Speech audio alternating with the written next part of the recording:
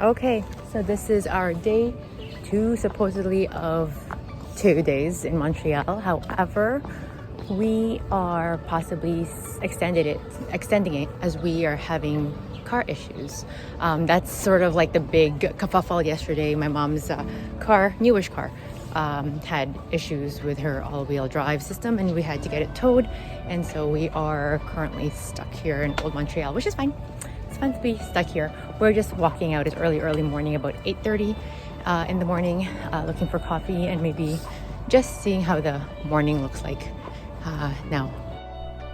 Here we are, which is the Maisonneuve Square across the Notre Dame Cathedral. Maisonneuve actually was the one who discovered Montreal in the 1640s, I guess, and he was responsible for starting to create the infrastructure of what is now Old Montreal. So the churches, the hospitals, the settlements. He was a very big nobleman, but also an explorer. Is that him? That is him. And one of the main streets in Montreal is also named Rue de Maisonneuve. I didn't really know about him because he wasn't really big part of our history learning like Champlain or Cartier.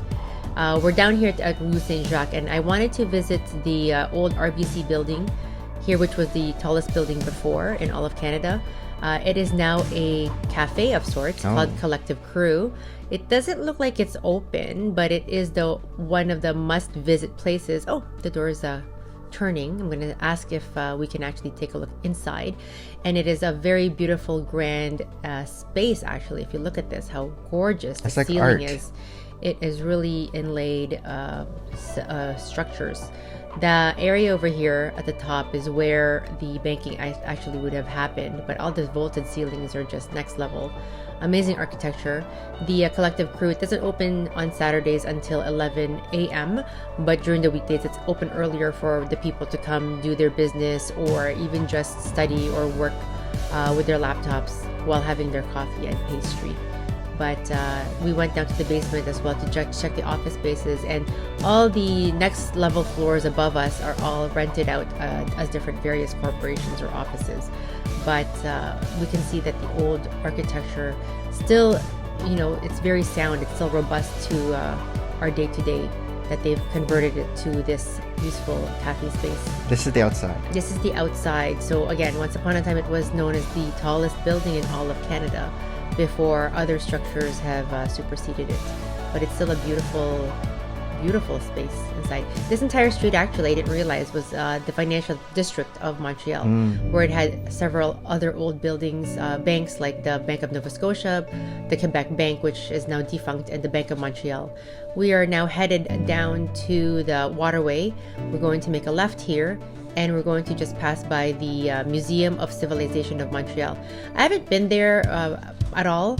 It is quite close to the Notre Dame. We're still about 4 blocks away from our hotel. And a lot of these places, unfortunately, because again, it is Sunday, they do not open until 10 a.m. And unfortunately, we do have plans to hang out with my aunt and uncle later on. But as you can see, part of the old Montreal, Ville-Marie, is having all these old signages. This one too is cool. If it's like a fire hall. It does, doesn't it? I love that they do keep all the old buildings and structures very much to form. This one was, again, a lot of these buildings are short, but I guess a long time ago they could only do so much in terms of height. This is a stable. It was an old stable. We didn't know what it was when we were coming in. Right now it is a restaurant. It is closed, of course, because it's the morning. Yep. But when we walk through this hallway, this tunnel, we open up into a courtyard, and we did read that it was part of a stable system. 1800s? 1800s, yes. A lot of these structures are made in the 1800s, definitely. So you can still see, if you can just imagine how the horses were like, and how they were probably led in and out of this area. Even when we walk down the street here, so we're walking back to our hotel, we can just see like several different structures that also commemorate the names of those who, I guess, took part in the building of this part of Ville-Marie. And a lot of these buildings are now just regular stores, not open yet. Some are art galleries, some are arts and crafts stores. Right here, this is part of the lakeshore. We're right behind all the streets, actually, right south of Old Montreal cobblestone walkway. And over in the distance over there is the Science Center of Montreal, which we haven't visited either yet. Again, they open at 10 o'clock, and very rarely do we go there. We always keep on heading up up to the center of the downtown. Right here is our street again, Saint-Sulpice, where we're headed back to our hotel after that quick, nice walk around the city blocks here.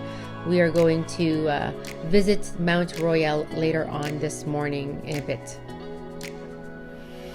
So this here actually is now Montreal, which Montreal is named after. The very first explorers, they saw the top of the hill, the top of this mountain, and named it Mount Royal, and declared that no building should be taller than this mountain, so you don't overview it. They created this area to observe the panoramic view of the city, which lies below us. Right to the east side is actually McGill University, and right to the west area is towards St. Joseph's Oratory Cathedral. Right here is a restaurant of sorts. It's closed for renovation, so we couldn't go in to check out their brunch, but it's again quite a beautiful, spectacular scene that we can see the entire city of Montreal laid out before us. We just came down from Mount Royal and now we are actually downtown Montreal, which is just at the base of the hill. It's very hilly here, but we're on our way to the Musee de Beaurepaire, which is the art gallery of Montreal and the biggest museum here in the city.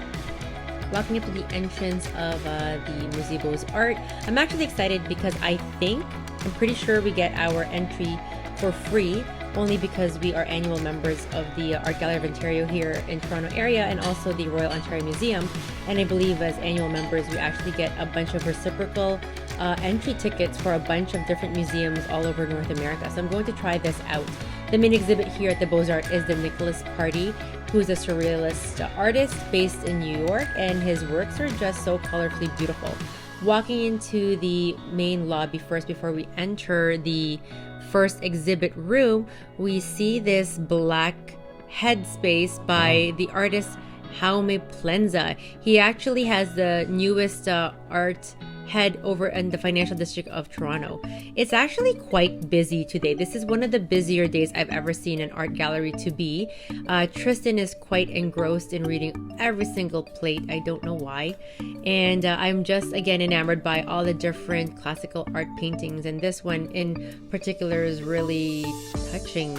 There's a lot of mixed old historical classical art, and as we move further into the galleries, we move closer into more modern contemporary art like this one.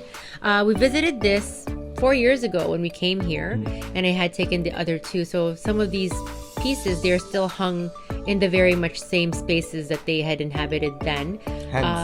Yep, that little bomb there, grenade, was still there before.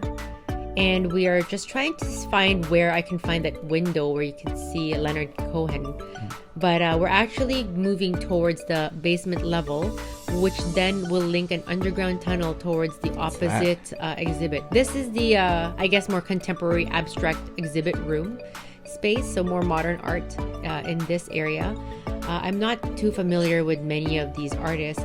I'm still trying to look for where Nicholas Party's exhibit is, which is actually across in the other building of the street.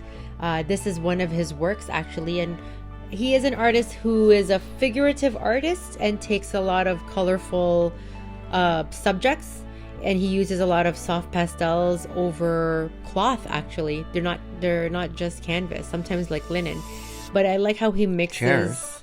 Yeah, so he'll have like his inspiration will be chairs, and then you'll see that he'll incorporate the same lines or colors in his works. That one, for example, is like an old classical art of a still life, and then he'll try to incorporate those fruits and make it more modernized, right?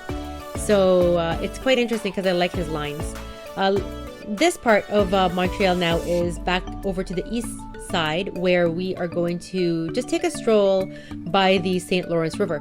The St. Lawrence River is what opens up to the Atlantic Ocean, which I'm sure is how all the explorers from way back when was able to navigate themselves towards inland, past Quebec City and further into what is now Montreal.